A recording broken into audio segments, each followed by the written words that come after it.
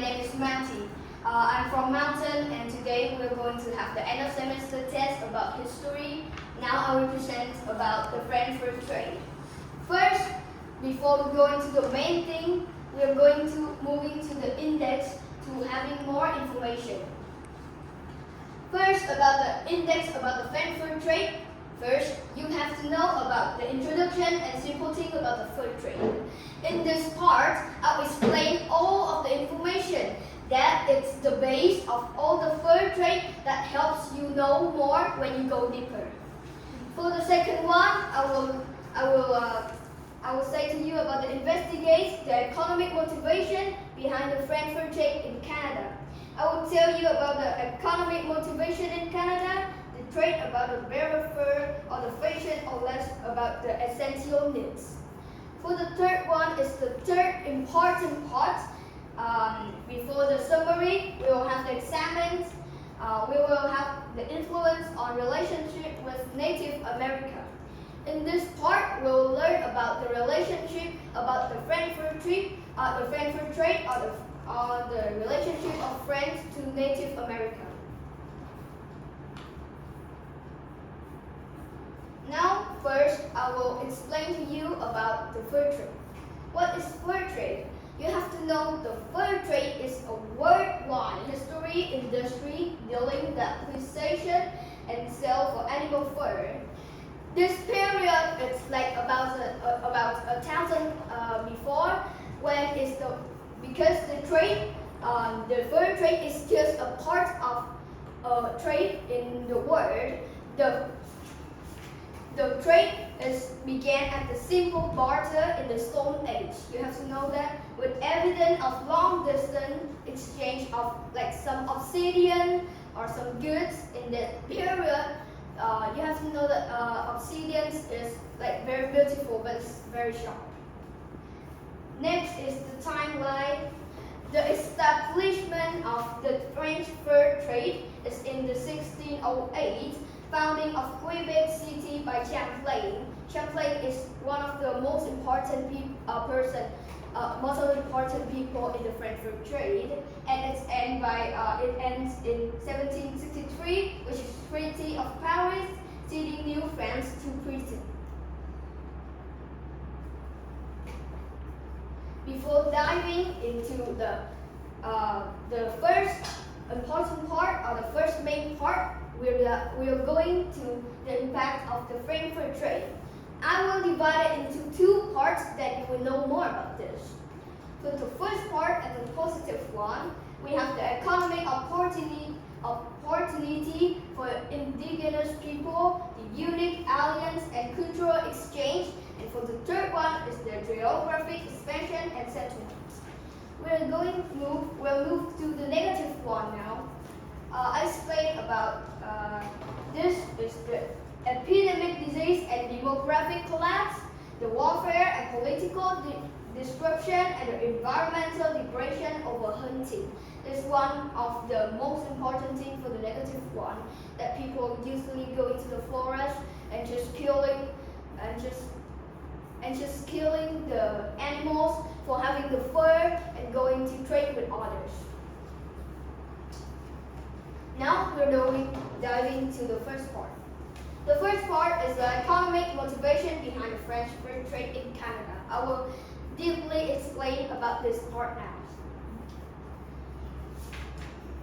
So first, you have to know that the economics in fur trade in Canada is one of the important part in the French fur trade, which because the European demand for the beaver fur. In that period, the Canada people or the citizens named as the soft gold.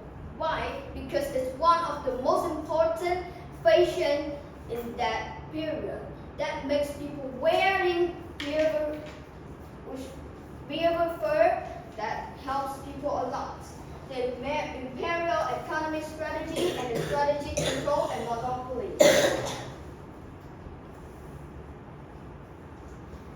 For the next one, I will go quickly about this one. The French fur trade, the influence on relationship with Native America, we have the positive and negative influence. For the positive influence, we have the strong military and political alliance, the cultural internation and kinship, the epidemic disease and demographic collapse, which of the important disease, the intensive warfare conflicts, and the political manipulation. Now, we're going into the important people in the French Fur Trade. In this one, you can see in the board and read it, but the 6 people in this one, we have the most important people. It's the Samuel de Champlain. Why? Because they're the people that explore and mapping, helping the French Fur Trade, like going to having an institution of the French Fur Trade that explore about a lot of areas and helping a lot in this period. Now we're just moving to the summary. It's very easy. So first, the trade began as a simple barter in the Stone Age, with people using materials like obsidians. The French Fur Trade began in North America, specifically in the area of the Gulf of St. Lawrence. And the person more credited with formalizing and expanding the French fur trade into the Bernaman colonial enterprise is Samuel de Champlain. Thank you for listening. Now, are you having some questions? Vincent, please. Okay, I have a question for you. What is the cause of the French fur trade? The origin of the French fur trade? The origins begin in the North America, specifically in the area of the Gulf of St. Lawrence. The fur trade, it's been in the 1,000 times before, and it's just a part of the trade, which in the Stone Age. Dennis, please. May I ask where it starts? The French fur trade began in the North America, specifically in the area of Gulf of St. Lawrence. Thank you. Mia, please. How the French fur trade start? How?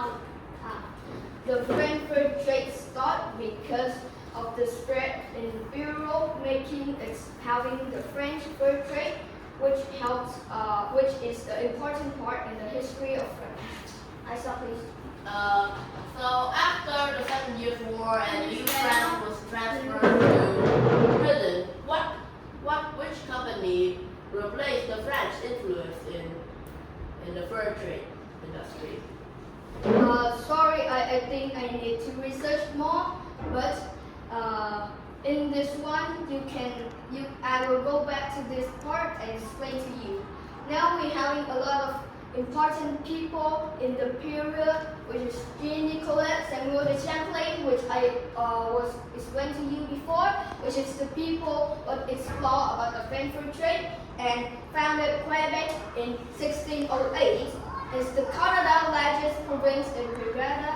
Period is Burmese tradition.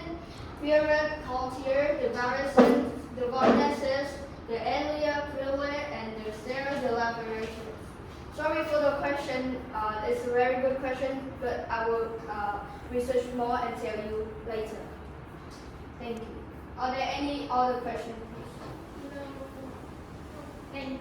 No.